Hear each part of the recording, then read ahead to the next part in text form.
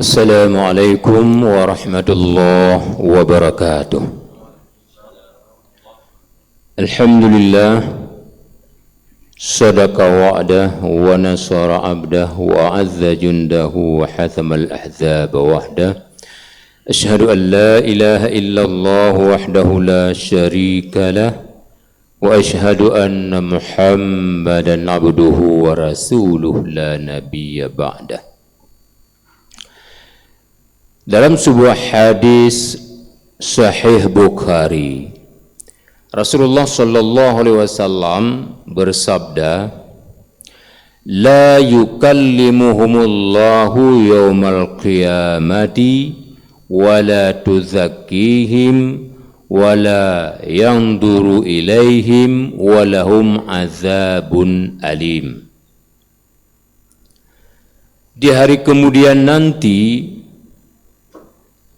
di saat hamba-hamba punya peluang untuk bertemu dengan Allah Subhanahu wa ta'ala, ada orang-orang yang Allah tidak mempedulikan mereka. Allah tidak mau berkomunikasi dengan mereka. La yukallimuhumullah. Allah tidak mau berkata-kata dengan mereka.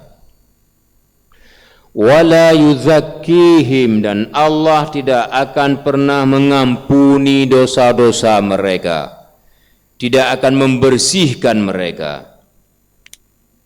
Wala yanzuru ilaihim, malah Allah tidak mau memperhatikan pun mereka, menoleh pun Allah tidak mau terhadap mereka. Sebaliknya, walahum azabun alim, Allah memberikan azab yang sangat pedih kepada mereka. Siapa mereka itu? Ada 3 golongan manusia yang Allah tidak mau berucap dengannya, Allah tidak mau mengampuninya, Allah tidak mau memalingkan pun atas wajahnya, yaitu Syaikhun zanin. Yang pertama adalah orang-orang tua yang berzina. Yang kedua, al-malikun kadzabun, para pemimpin yang pembohong, pemimpin yang mendustai kepemimpinannya, mendustai rakyatnya. Wa'ailun mustakbir, dan yang ketiga adalah orang-orang miskin tapi dia hidup penuh dengan kesombongan. Sudah miskin, sombong lagi. Semestinya dia miskin harus rendah diri, minta sesuatu kepada Allah sehingga nasibnya menjadi baik. Hadirin yang dimuliakan Allah, golongan pertama yang kita bahas pada kesempatan ini adalah Syaikhun zanin, orang-orang tua yang berzina. Kalau kita mau telusuri filosofi kenapa Allah tidak mau berbicara dengan orang tua berzina, tidak mau membersihkan dosanya, tidak mau melihatnya pun,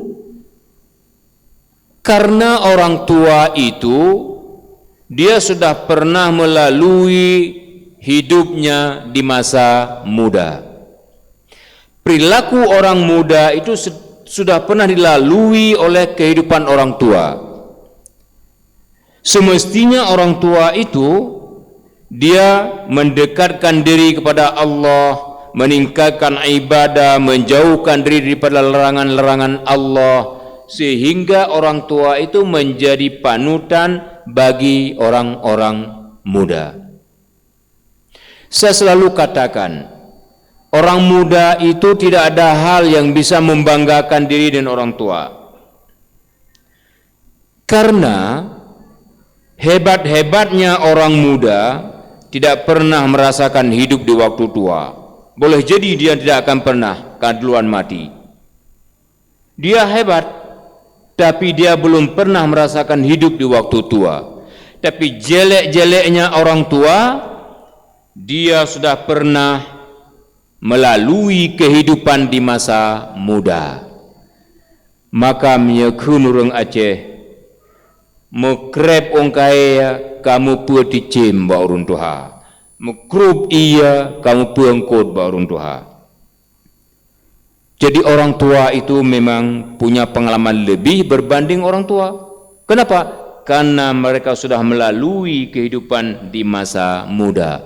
Sebaliknya orang muda meskipun dia hebat tapi tidak mampu menjamin dia akan bisa hidup di masa tua.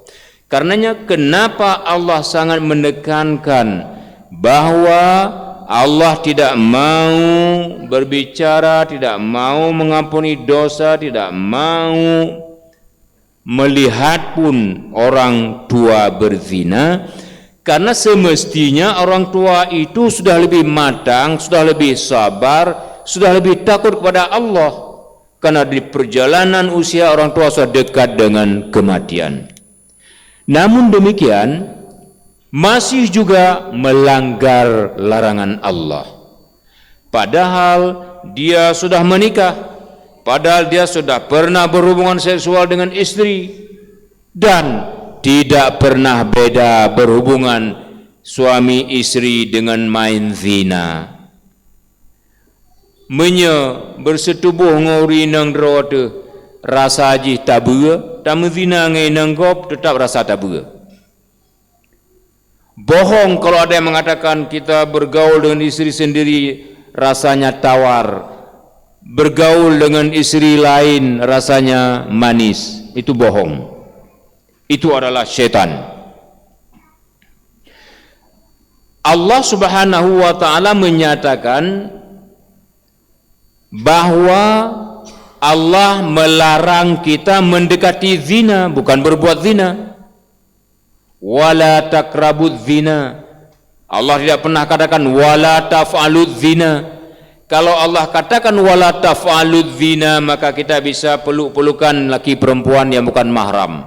Kita bisa pegang-pegang tangan yang bukan mahram. Tapi itu pendekatan zina, itu muqaddimah zina. Allah katakan wala taqrabuz zina, jangan mendekati zina, apalagi melakukan zina. Kalau Allah katakan wala taf'aluz zina, berarti pegang-pegang tangan boleh, laki perempuan yang bukan mahram. Cium-ciuman di tempat-tempat yang sepi boleh, karena itu bukan zina. Sementara perbuatan zina itu merupakan perbuatan syaitan dan perbuatan hayawan. Innahu kana fahishatan wa sa'a sabila. Itu adalah fahisyah, perbuatan yang paling jelek dalam kehidupan umat manusia. Wa sa'a sabila, dan dia adalah jalan yang terkutuk. Banyak kisah-kisah yang menjadi sebuah penyesalan bagi pelaku zina. Ada kisah yang menarik, seorang mahasiswa mengunjungi kos mahasiswi. Kebetulan mahasiswi sedang seorang di rumah. Di waktu sore, tiba-tiba hujan lebat turun. Kawannya tidak bisa pulang, dan lelaki mahasiswa yang mengunjungi perempuan tadi tidak bisa keluar karena hujan lebat. Ngomong punya ngomong, setan masuk kedua mereka. Akhirnya di tengah hujan lebat mereka berzina. Apa yang terjadi kemudian? Setelah berzina, mereka pakai pakaian kembali keduanya susah payah. Apa? Mereka tidak tenang hidup. Kalau ada tanah yang terkoyak, dia akan bersembunyi di tanah yang terkoyak itu. Begitu menyesal sekali dia. Jadi zina itu sangat menyenangkan ketika kita mendekati zina. Sangat menyenangkan, indah sekali. Tapi begitu terperogok dalam perbuatan zina, menyesalnya 7 keliling. Dan itu tidak bisa ditebus kembali, tetap tercatat sebagai pelaku zina yang di mata Allah adalah manusia yang paling hina dina. La yukallimuhumullahu yaumal qiyamah. Allah tidak akan memperhatikan pun dia di hari kemudian. Padahal di hari kemudian itu kita bisa berjumpa dengan Allah ketika kita hidup di dunia ini menjadi orang yang bertakwa kepadanya, tapi bukan untuk pezina. Hadirin yang dimuliakan Allah, kita mendengar kata-kata zina ini seolah-olah persoalan biasa saja, seperti kita mendengar kata-kata makan bakso, seperti kita mendengar kata-kata makan siomay. Kapan-kapan kita mau makan, ada duit, makan terus. Tapi tidak dengan zina. Efek zina itu akan berembes sampai kepada keturunan dan anak cucu kita. Dalam maqasid syar'iyah, tujuan Allah wujudkan hukum Islam, ada satu poin yang namanya hifdzun nasal, menjaga keturunan. Kenapa kita umat Islam ini harus menjaga keturunan kita ini bersih? Bersih dari hasil hubungan suami istri, bersih dari makanan, bersih dari pendidikan, bersih daripada jalur kehidupan. Karena ketika keturunan kita itu bercampur dengan keturunan hasil zina, maka dia akan kotor untuk selamanya. Orang sebut anak haram, yang sebetulnya ibu haram dan ayah yang haram. Anak dia efek daripada keharaman ibu dan ayah, maka anak yang disalahkan. Ayahnya yang berzina, ibunya yang berzina bisa pergi kemana-mana. Tidak ada yang memanggil ayah zina, tidak ada yang memanggil ibu zina. Tapi anak yang korban orang tuanya itu dipanggil anak zina, sehingga dia tidak berani sekolah karena kawan-kawannya memanggil dia anak zina. Coba bayangkan, kalau kita yang berzina ini dipanggil orang-orang di masjid anak zina, pergi ke pasar orang tidak mau jual kepada kita anak zina, atau kita diketahui penzina, begitu jumpa orang ayah zina, jauh-jauh kita. Jumpa orang penzina, jangan dekat dengan dia, nanti kotor kita. Tapi itu tidak terjadi. Yang tersalahkan adalah anak yang tidak patut disalahkan. Ini efek daripada perilaku sebuah perzinaan. Lalu bagaimana hukuman bagi pezina ini? Islam membagi dua. Ada pezina muhsan, ada pezina gairu muhsan. Pezina gairu muhsan itu orang-orang yang belum menikah, yang belum kawin. Dia belum punya suami, dia belum punya istri, gairu muhsan. Apa hukuman kalau mereka berzina? Adz-dzaniyatu wadz-dzani fajlidu kulla wahidin minhuma mi'ata jaldah. Lelaki berzina, perempuan berzina yang keduanya belum pernah menikah, fajliduhum tsamanina jaldah. Fajliduhum mi'ata jaldah, maka cambuklah keduanya dengan 100 kali cambuk. 100 kali cambuk. Kalau sudah dicambuk 10 kali pingsan, kasih ke dokter, periksa, bisa sembuh, bisa sehat kembali, teruskan cambuk. 20 kali cambuk, pingsan lagi, tidak bangun-bangun, bawa masuk rumah sakit, hospitalize, opname. Besok sehat, lanjutkan cambuk 80 kali lagi. Masuk ke 75 kali, mati dia, kuburkan dia. Gamblang hukum Islam. 100 kali cambuk, tidak boleh kurang. Oh ji, ane kemun lun bupati, bedum nantai 50 gram dengan gaji, tidak boleh. Genap 100 kali. Itu hukum Allah, tidak boleh permainkan.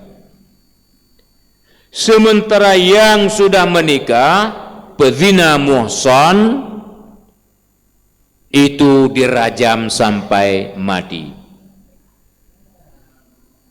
Al-muhsinina wal muhsinatu zanaya farjumuhuma, kata Rasulullah sallallahu alaihi wasallam.